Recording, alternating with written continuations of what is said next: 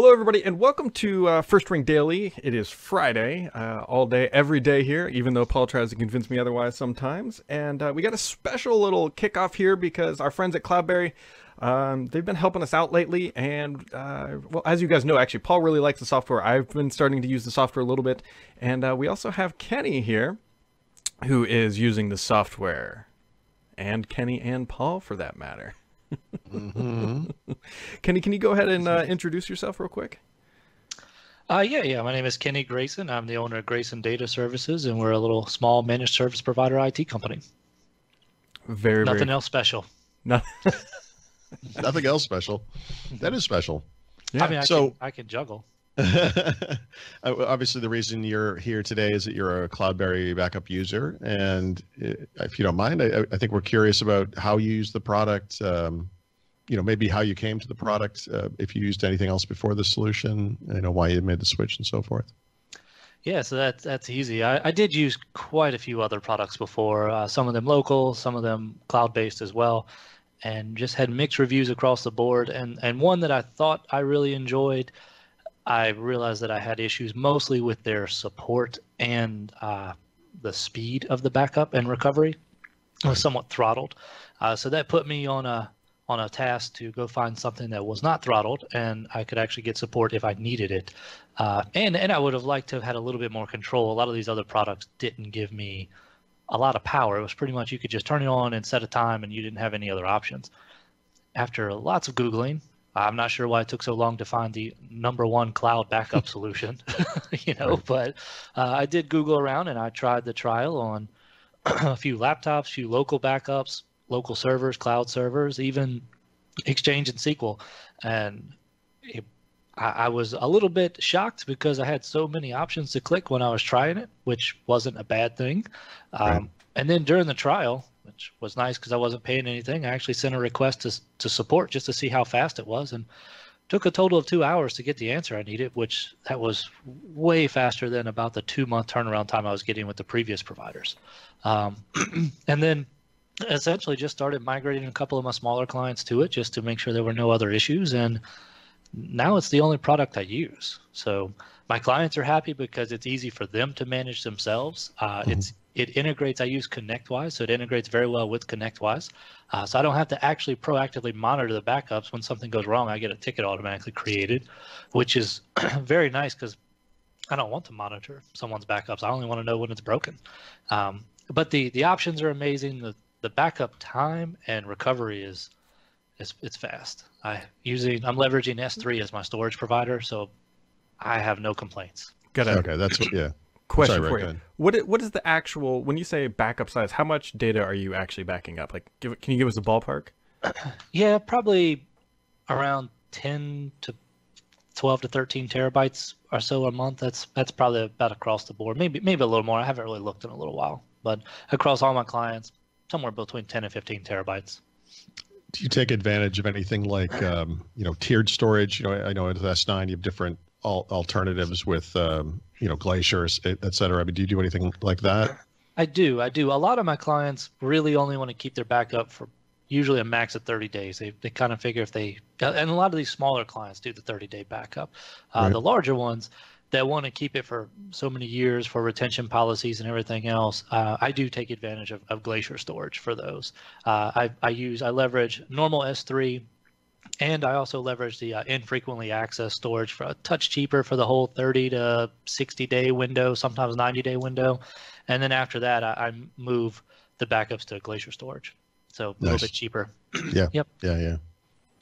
Yep. And I also leverage local storage. So I have a couple of clients that do like a hybrid type of backup. So they'll do local storage to a little NAS device that has, NAS storage is cheap, 10, 15 terabytes local. They back up full backups every night. And then they also back up the critical stuff to the NAS and to S3 using CloudBerry. Are these customers typically doing this for end user PCs, or are you providing, is this servers, online servers? It's a mix, honestly. I have some clients that only leverage a couple of online instances and mostly are a mobile workforce. So one in particular has around 80 to 100 PCs, and there's no physical location. And so I use CloudBerry on every one of those.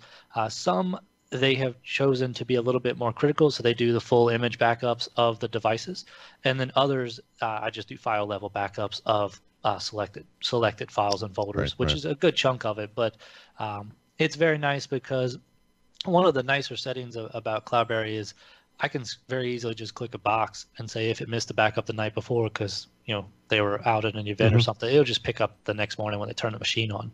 That with a combination of the throttling policy, while they're working during the day, it's doing a backup of whatever changes occurred the day before, and it doesn't really impact their day-to-day use. Nice. It's a nice product. Yeah, I've been testing it. Of course, as an individual, it's kind of hard. I don't have a lot of machines, or a lot of data to work off of, but I've been using it over time and trying to, see how it works. And one of the things I'm really curious about is the disaster recovery aspect of it, right? Whether you're talking about a system image of a PC because of a hardware failure, or just the file access, recovery. Do you have any, or what kind of experience do you have with that type of activity with CloudBerry?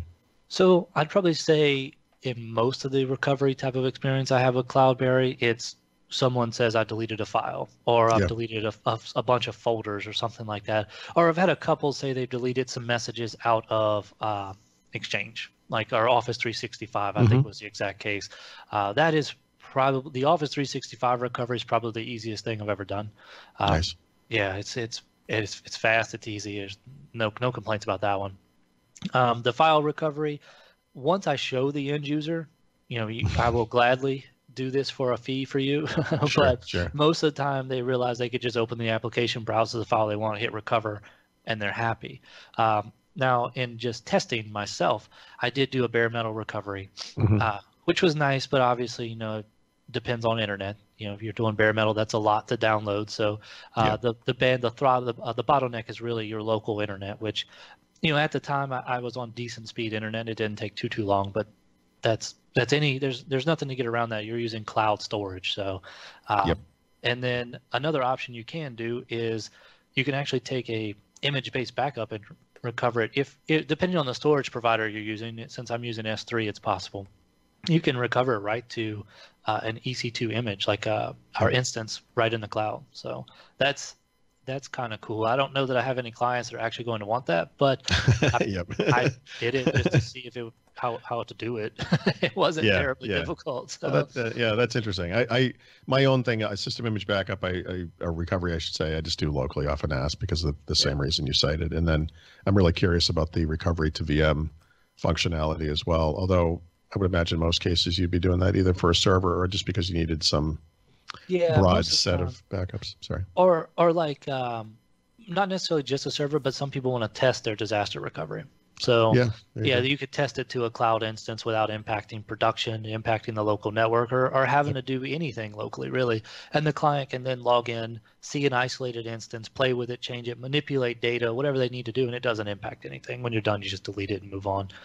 So the DR side for disaster recovery, that plays a good fit into it. But for the small business that's fully mobile based, that doesn't come up very often. But for more of the enterprise type of clients, that's a good fit.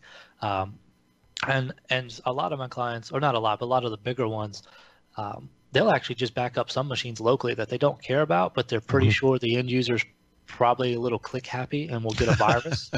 Just so for the performance. Yeah, they do image-based backups. They only keep them like, I think 3 or 5 days or so. It's a real short period that they keep. That way when the user gets a virus, the IT staff on site honestly doesn't care. They just recover from the previous night and move on. They don't have to go figure out how to fix a virus or if they even removed it all. They just recover local and don't worry about it. So that's being able to offer. I didn't offer that before because I didn't really have a hybrid type of solution that worked local and offsite. And when I did, it wasn't very seamless. This one, and you click new backup plan, and option 1 is cloud, option 2 is hybrid. It's you don't need 2 separate backup systems. You can just use the same thing and use it as you will. Yep, it's very, very nice.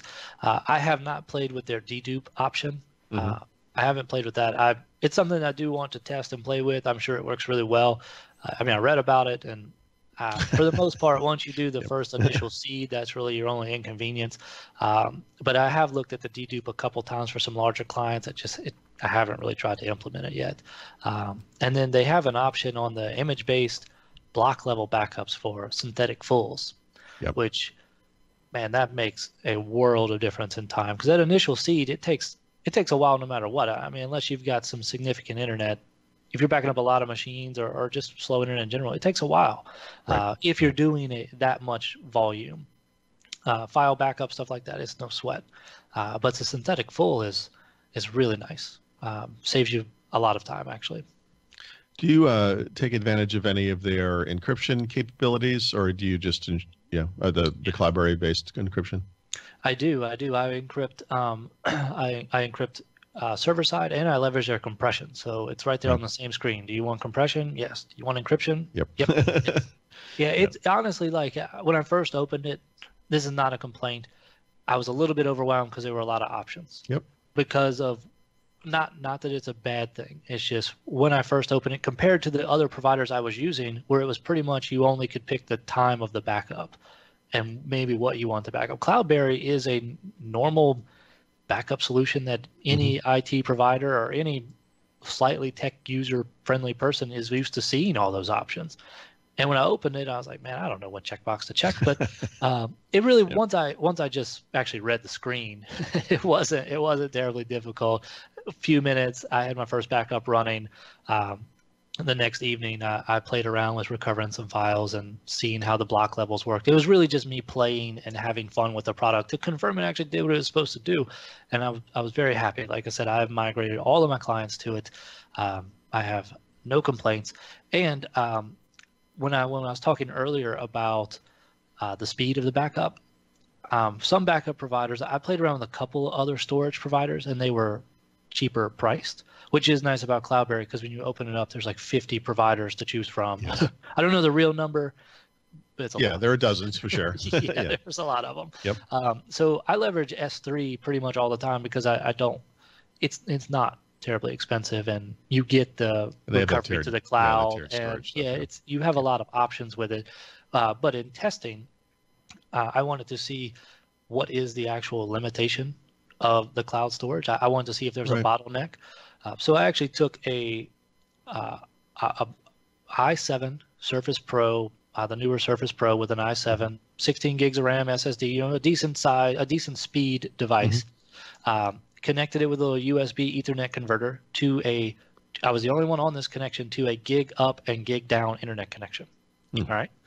Now this machine has, I wanted to test, it has a local database. It has about 100 gigs of pictures, probably 50 or so gigs of images, documents, things like that, plus Windows.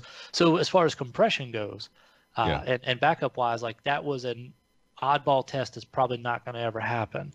But it was around 350, 400 gigs total of used space on this device. And no lie, when I had no throttle and I had the only dedicated 1 gig up and down internet connection, it actually held the i7 CPU at 100%. And this was to S9? S3, it was to S3. That's right. I'm sorry. Yeah. S9. Yeah. I've got I don't know what S9 Samsung in my head right now. Sorry. And the S9's got to be really cool storage. Yeah, the S9 is probably not that fast. Sorry. Yeah, but no, that was to S3, not the Glacier, not the infrequently accessed, just a dedicated S3. So it held the internet connection. I want to say around. I want to say it was close to 500 megabits of throughput or something. Like so, my bottleneck at that point was the CPU. It just. Yeah. I purposely went in and undid any throttle possibly because I just want to see how fast it would do it. And when my bottleneck was an i7 CPU on an SSD hard drive, I was impressed. And the backup only took like 20 minutes. That's amazing. That's awesome. Yeah, that's really good for a local backup, by the way, for a system image. I mean, that's actually kind of unheard of. Yeah, it was pretty nice. I was very happy that my bottleneck was the PC and not the storage provider on the other end. Yeah, that's amazing. I did that same test with other providers. That was not the case. So the backup still took a while because apparently they must throttle some of their storage. So where S3 obviously does not, and if they do, the throttle is way higher than I can get to. So, well, Kenny, while we've got you here, I've got a couple additional questions. What machine are you using right now? So I'm sorry, Brad. We should prep Kenny here for the weirdness of your coming questions. They're not too crazy. I'm just curious what he actual likes to do when we interview people. Yeah, I'm just curious what personal tech you're using. What machine are you podcasting from? Right now, I'm actually on that same Surface Pro laptop. What is it? What do they call it now? Just a Surface Pro is their latest model. Pro. Kind of odd. I don't understand why they had the Surface Pro as the first one, and now the fifth one is a Surface Pro. Maybe I'm just not smart enough to keep up with that. No one's happy with this, trust me. Yeah, because like when I tell people, I'm like, man, I have a Surface Pro. They're like, what? The original one? Is it an inch thick? Yeah, and weigh 30 pounds. So, but yeah, that's what I'm actually running that machine right now to do this podcast. And the reason I keep looking to the right is because for some reason this video screen is on my other screen, and I have ADD and keep looking over to the right, not the camera. Actually, if you do that, it looks like you're looking at us, so it's okay. Oh, I can look at you? Yeah, well, I'm kind of down here a little bit, but yeah. Oh, okay. You're below me is what you're saying? Yeah, I'm next to you, but you kind of look. I don't want to talk to Brad. I don't mind talking to you, though. Wow. So I don't want to look at Brad. He asked me personal stuff about my laptop. Yeah, oh, it's only going to get worse. Fortunately, Brad has control of the camera, so he can do whatever he wants. And then one last question, actually two more. What cell phone do you use? Oh, man, what is this? You're about to ask me my date of birth and where I told buy you it ice was going to cream? get weird. Well, your mother's maiden name is next, but... How do you define true love? Okay, so it's an iPhone. That's fine. I do use an iPhone. I think it's a 7 or something. Yeah, I think it's a 7S, or I don't know what it is. 7? Mm-hmm. It's at least a 7. Gotcha. And then what's the best way for anybody to contact you if they have any questions about you or just in general? Is there a good way to reach out? Define in general. Is this a Brad kind of question or like a real question? Once again, Brad has control of the camera, so he will do what he wants because it's apparently sandbag on top of Brad Day. No, but just anybody has questions. So the best way to get in touch with us, you can go to our website at graysonds4dataservices.com. And on there's an email address, phone number, everything. So that's the easiest way to get in touch with us.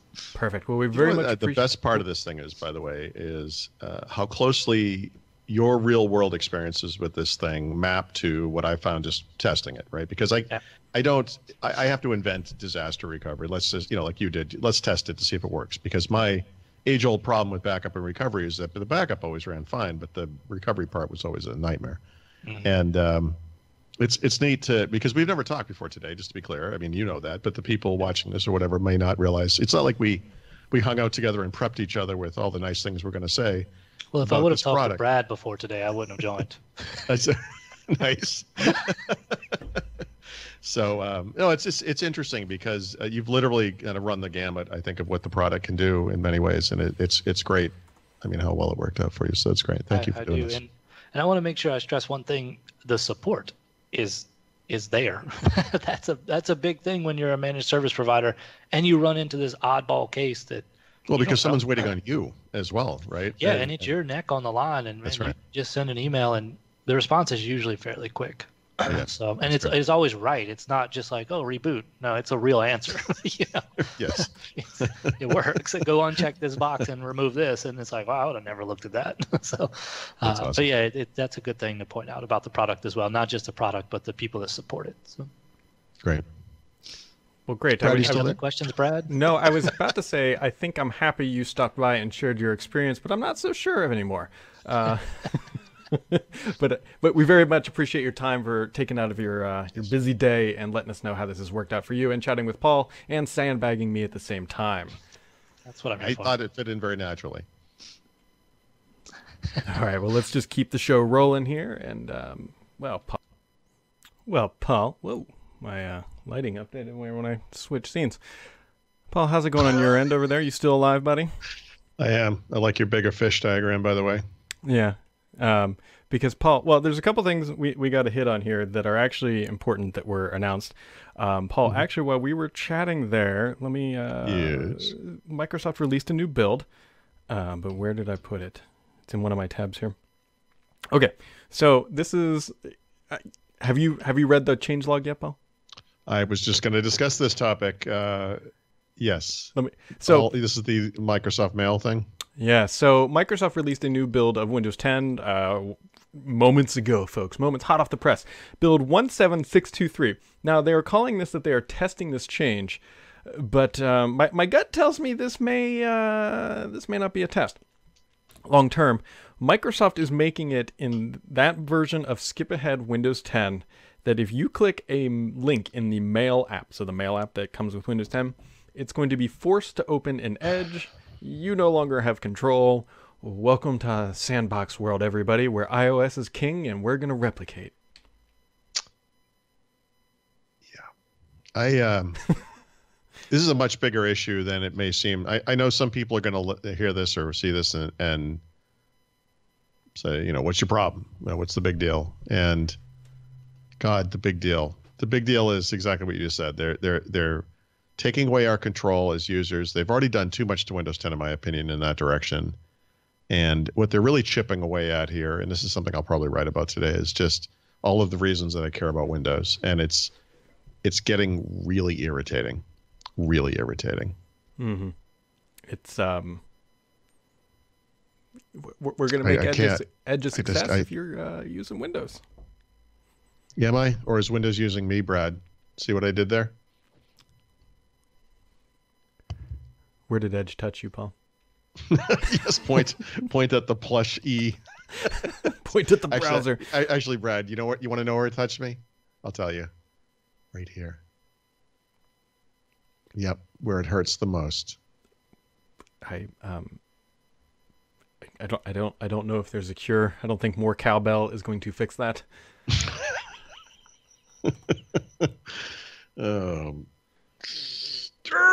Okay. Let me let's calm down from this, and I'll try not to write something that doesn't come off as the insane rantings of an Apple user. Well, speaking of Apple, I don't know if you intended to do this intentional segue. Apple actually announced and then we'll get to the acquisitions. They announced a teaching event in Chicago for the 27th. I could be wrong. I don't recall an Apple event for education, at least in the recent past. Mm-hmm. We talk a lot about Microsoft's efforts in education, primarily because of Chromebook, which in the United States has taken over the education market. But the little part of that story that gets left out is Apple used to control the education market. And a lot of people assume that Apple still does very well in education, but that hasn't really been the truth in quite some time. So this is interesting. Yeah, interesting. Doing some quick research here, Paul. And I'm sure there was an education event from Apple, and someone will tell us otherwise. But I'm still going to make this point, Paul. The last spring education event I went to was the Surface laptop. Maybe Apple's copying Microsoft. Yes, and the computer they're going to offer to education is going to be a years-old version of the MacBook Air. Actually, now that I just said that out loud, I remember the last time I remember Apple specifically targeting education was with something called the eMac, which is many years old now, but it was still a tube-based iMac type device before they had flat screens. If I'm not mistaken, I think the first version still had like a tube CRT. Anyway, it's been a while. Yeah, I remember this event. I remember that machine because actually I think my roommate in college had one. Oh, really? An eMac? That's funny. Yeah. There was something about it. When it first came out, there was some advantage that it had over the regular iMac, and a lot of people were upset because you couldn't get an eMac unless you were in education. But whatever. That's just the way it is. All right, Paul. So as I literally Googled acquisition images, and I found this nice little like tiny fish gets eaten by the bigger fish getting eaten by the... Yeah. So Microsoft is clearly, obviously, this fish. But, yeah. They're never going to be the middle fish in this equation. Yeah. The reason, by the way, I complimented this is that in lieu of the whole Broadcom, Qualcomm, and maybe Intel was going to get involved, I actually used the headline over the weekend, there's always a bigger fish. Ooh. So on that spirited note, now the rules for this question were, and if anybody has any additional questions along this line that would be great for Friday topics, let us know. But you can't go with the obvious like the Spotify, the Roku, or Steam. Yeah. Although, by the way, just real quick, it might actually be worth a quick discussion of why Microsoft acquiring those companies actually doesn't make any sense. For example, a lot of people are like, oh, Microsoft should just buy Spotify. Why? I mean, what consumer service has Microsoft shepherded to greatest success? I mean, I think that would be the worst thing that could happen to Spotify. And if you care about Spotify at all, I think that would be a huge mistake. The only qualifier I would put on that is I don't think it makes sense for Microsoft to buy Spotify in isolation. Now, if they just broke out the checkbook and said, you know what, we're going to buy Spotify, we're going to buy Sonos, buy Netflix, and we're going to buy Bose. And they'd have to buy they couldn't buy just Spotify. They'd have to buy a whole ecosystem of things to justify, it's not just a music service. But all right, Paul, you go first, because I think I've got an interesting one. I'm curious to see what you came up with. And if it's the same one I did, I'm going to be pissed. This one's this is hard because the truth is, the companies that a lot of Microsoft enthusiasts would want Microsoft to buy are not the companies that Microsoft should or would buy, right? And Spotify is a great example. Netflix is a great example. We should never pretend that Microsoft is serious about those markets. Those things are always pieces that serve a bigger product, in this case, typically Windows. And frankly, it's a legacy product that's kind of winding down right now anyway. So, I mean, I think that kind of thing is ludicrous. So the Microsoft acquisitions that I think make the most sense, unfortunately, are completely outside of my wheelhouse because they're all cloud and enterprise-based companies. And one of these is going to be a little goofy and perhaps a little self-serving, but Microsoft was, I believe, was in secret talks to buy Salesforce, for example. And I think Salesforce or any of Salesforce's competitors would be an ideal target for Microsoft and would be the right type of company for Microsoft to buy. But I also think you need to look at the kind of wider set of functionality across Office 365 and Azure, Dynamics, et cetera, et cetera. And what pieces are Microsoft missing? And also, I should include Intune and the System Center, the management stuff. And this is terrible in a way, but our current sponsor, CloudBerry, backup is an interesting possibility because this is a thing that Microsoft has kind of built-in functionality for, but it's not very good. And I think the whole point of CloudBerry, as I see it, which is its openness to any cloud system, is its greatest strength, and it completely aligns with Microsoft's current corporate philosophy, right? Which is being open with all of your co-opetition or whatever. I think that would be kind of an interesting one. So I got a couple here. One of them is very, very obvious, and I think it was actually rumored at one point that Adobe, I think, would be a natural sort of acquisition for Microsoft. But that might be real pricey, though. No, that's a good one because it plays into the whole creators thing that Microsoft's so hot on these days. And it is complementary to the more traditional productivity tools that they have in Office 365. I think that's good. Here's the one, though, that I actually think makes the most sense, that is outside of their wheelhouse, that could be brought into their wheelhouse for probably not a lot of money. I mean, all things considered in Microsoft bankroll. Paul, are you familiar with the company called Square? Yeah. I think that would be a perfect acquisition. For those who aren't familiar with Square, Square creates a point-of-sale terminal for small and medium-sized businesses. It basically allows turnkey-style kiosk setups in a small business. Microsoft could acquire this company. They'd have to do some tech back-end or maybe just integrate right into what they already have and bundle it with an Office 365 type thing to where you're paying on a monthly for it, and then you get an entire business suite application turnkey. So if you're spinning up a donut shop, you go in there, you click buy, it sends you the kiosk terminal. It does all the credit card processing for you. It ties right into your Excel or maybe even a baby version of Dynamics, and you are up and running as a business end-to-end solution. Oh, that's really smart. That's a really good one. The next one's not so good. Good. Yeah, good. What's that? The next one's not so good. What's the next one? I actually think, and this might be controversial, I think that they should buy Telegram. Telegram, really? Telegram is it's an encrypted chat application. It's a little bit more broad. I think we can all agree that Skype for consumers is it might even be baggage at this point because they're trying so desperately to turn it into anything. Is this the encrypted messaging solution that like journalists use with sources and so forth? Is that Telegram? Some of them do, yeah. But Yeah. I believe it's, I wonder if I can look this up. I should have done this beforehand. Telegram number of users in 2017. It's in Google search, so let's see if it comes back. Does it say Telegram monthly active user statistics from statistica.com? Okay, well, maybe it's not as big as I thought, but it's still big. 180 million monthly active users. Yeah, I mean, honestly, at this point, I would say when it comes to messaging, it isn't so much about the number of users as it is about the technology. Mm-hmm. I think that when Microsoft bought Skype, it was kind of the right technology for the day. But the thing that they didn't do particularly well was bring it forward to the kind of client-server type model or whatever, the cloud model that they eventually did move to. Because remember, it used to be like peer-to-peer. It was like it relied on both clients. There was some kind of weird infrastructure that they had. What do you think about cloud storage services? Does it make sense for Microsoft to look at Box or Dropbox or, well, I guess that would be those two. Yeah, I mean, that's... or even some of the more enterprise-focused cloud storage providers. No and yes. Mostly, I don't think it makes sense because they have OneDrive. The reason why I hesitate is because I'm almost positive that Microsoft has actually done due diligence on both companies and said, you know what?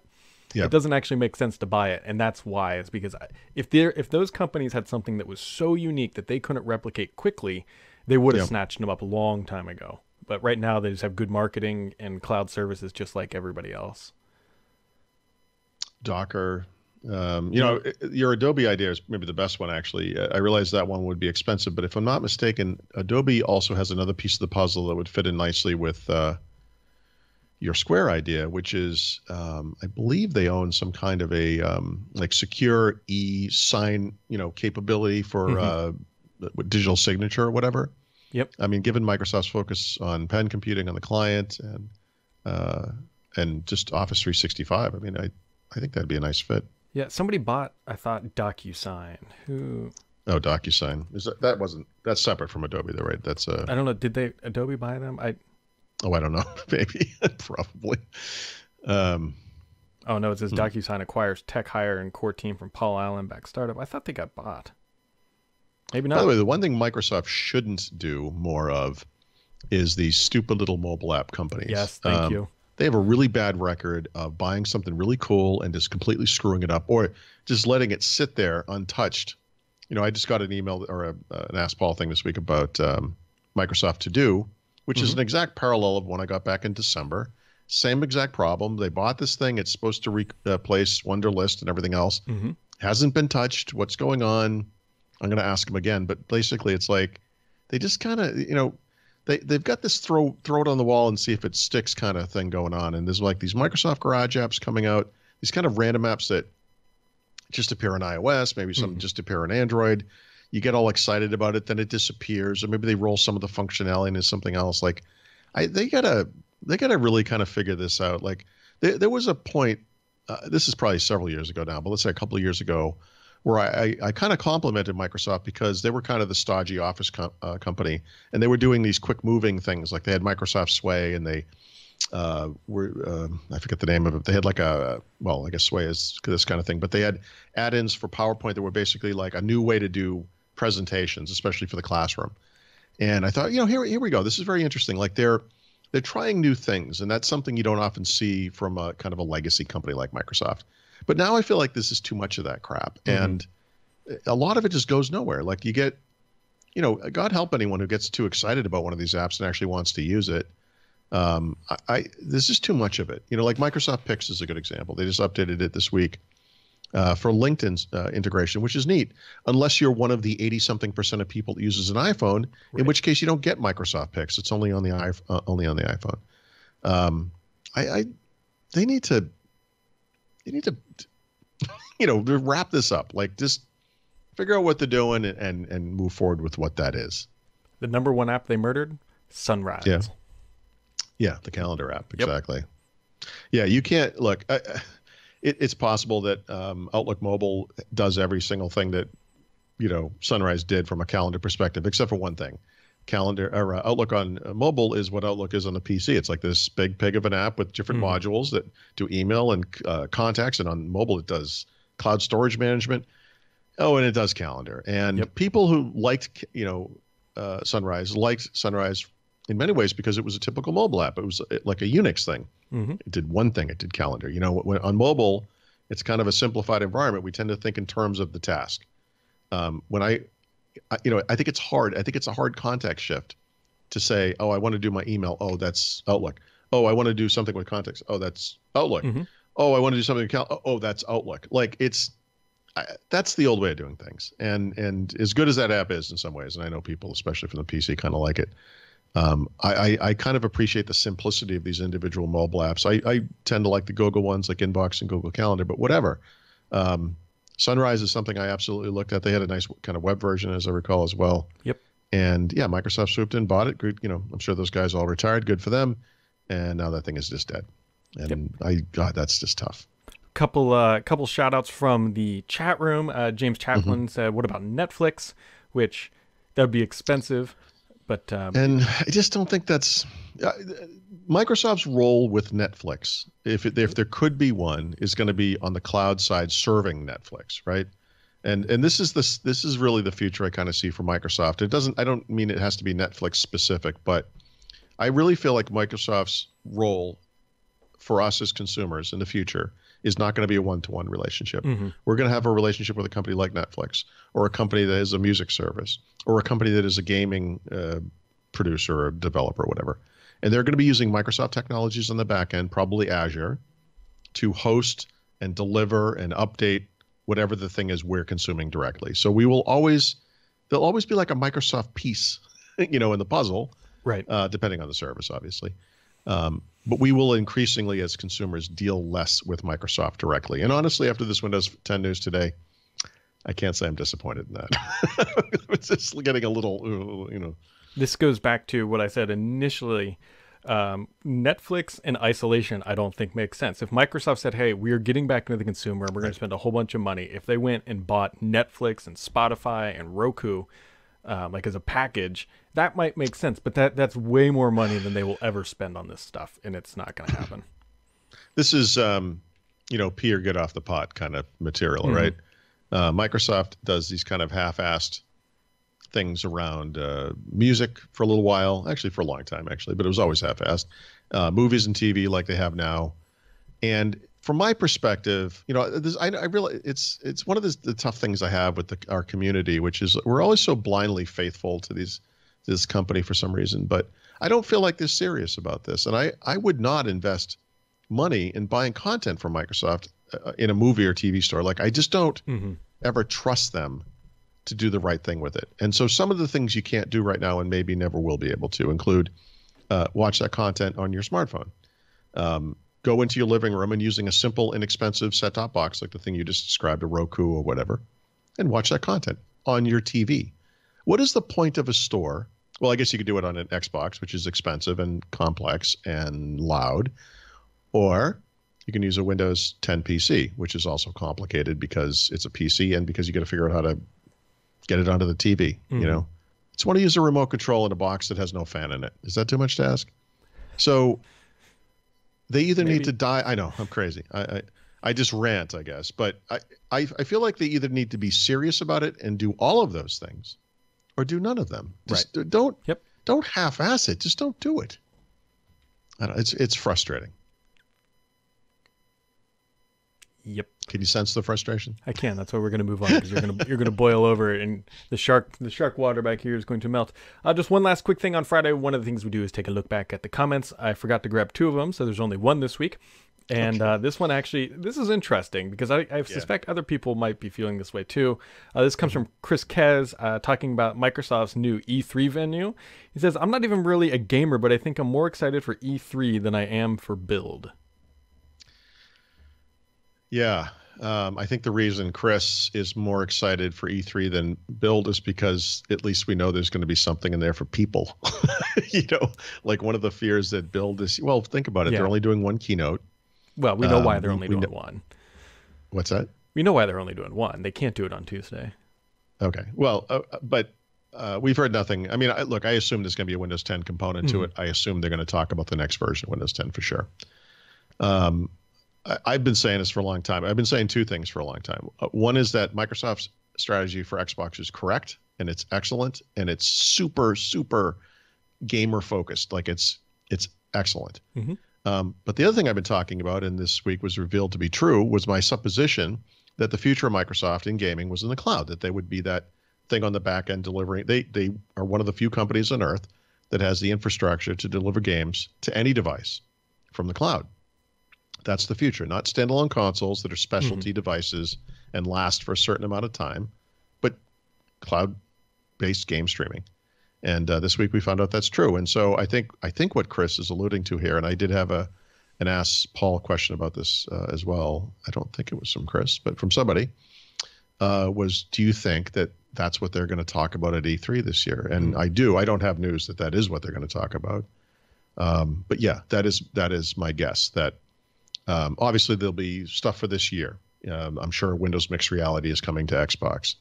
The 3 people in the audience who are excited about that can now clap. But for the rest of us, I think the exciting thing is this future positioning, and they're already aligning it into place with things like Xbox Game Pass, which is one of the best values in the history of gaming, frankly.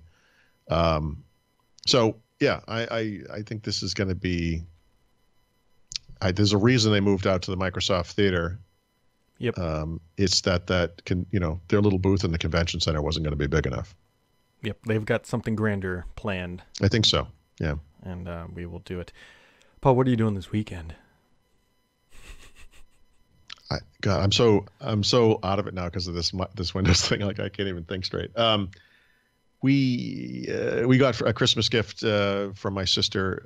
It's kind of like a regional wine pass thing. And you go to the local wineries, and you do it in March on weekends because no one goes to wineries in March. So this is a great way to get people in there. And my wife and daughter were away last weekend, so we need to catch up this weekend. But 2 weekends ago, the one that is closest to us on the map of all the wineries in the area has some of the best wine I've ever had in my life. And I was saying to my wife, like, how crazy is it that Pennsylvania in retrospect, it kind of makes sense. It probably has a geography that's maybe similar to Germany.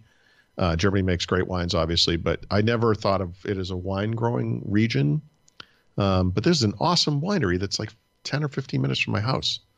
So that's great. So I think we're going to do some of that. And then I'm just going to cry into my wine over this Windows just chipping away. Just chipping away. How about you? Well, thank you for asking. Actually, we are going out and celebrating tonight. I posted on Twitter, my dad sold his company after 28 years, and I'm making him buy me alcohol to celebrate that. So we're doing that tonight. I think I'm going out with some friends tomorrow night to watch some basketball, and if all goes to plan on Sunday, I'm going to the driving range. Yeah, I think you should probably be okay. This weekend's supposed to be pretty good. That's going to be not so good again for the next week. But I think it keeps getting pushed out. But I think after that, we get into what I consider spring, which is 50 degrees-ish and plus, You're an idiot. Of course we get into spring. It starts on the 21st. No, I mean, right. There's a calendar definition of spring, but then there's literal spring. If it's March 22nd and it's 30 degrees outside, that's not spring. I'm sorry, but I can't handle you between coming off as here comes spring. Well, yes, Paul, it's the 21st. It's technically. No, I mean literal spring. Oh, I meant to have as my background was a picture that I texted you last night of the sun being up at 7:45. Yeah, you put it. I think you tweeted it, but yeah, Brad texted me a picture of the skyline, with the tree and the light in the sky, and it was the text was 7:25, and so I wrote back fake. But I went outside. I mean, honestly, it wasn't too much darker. My wife got home last night. I showed her that, so we were kind of laughing about it. But I asked Google Assistant about our relative sunsets, and I don't remember the exact times, but yours is 35 minutes later than mine. Yep, Paul. And just to prove that you are correct, We are getting into spring and the days that you align to, because it officially starts. I was incorrect. I thought it was the 21st. It is on March 20th. So actually, this is the last podcast of the winter. Yeah, it normally is the 21st. I know that because it's my father's birthday and whatever. But no, but you know what I mean by this. Like I sort of thought right. Well, it's funny because it is going to work out this way. When we moved here, one of the benefits of Pennsylvania versus Massachusetts is that you would basically get 1 month more of good spring weather and 1 month more at the other end of good fall weather. And that literally is happening. The weather that we have this week or next week or whatever is the weather we used to get in Boston in late April. So it is really a month better, if you will, than what we used to experience. It's still not, it is not what I want. No, but we're getting. And I'm looking at the weather now. It's supposed to be about 55 and sunny. So that's what, I don't know, maybe like 12 Celsius, something like that. But it's supposed checking it because this damn thing changes every day. It's supposed to this snow weekend on was Wednesday. supposed to be like 60 and it's already kind of backtracked. Yeah, it's supposed to snow on Wednesday, which is yeah, right. I know that's the thing. We're going to get snow next week. That's what I meant. But the following weekend, supposedly, because you know how accurate they can be, a week out, it's supposed to be in the 50s again. Well, you got anything else for today, Paul? No, just that the picture behind you, what it's missing is a tiny fish that's at the very end, nipping away at the big one. And that's me bitching and moaning about Microsoft screwing up Windows 10 all the time. Like a little yippy dog version of a fish. We can make that happen. We have the technology. Yeah. Alrighty. Well, folks, that wraps it up for today, and we'll catch you right back here on Monday.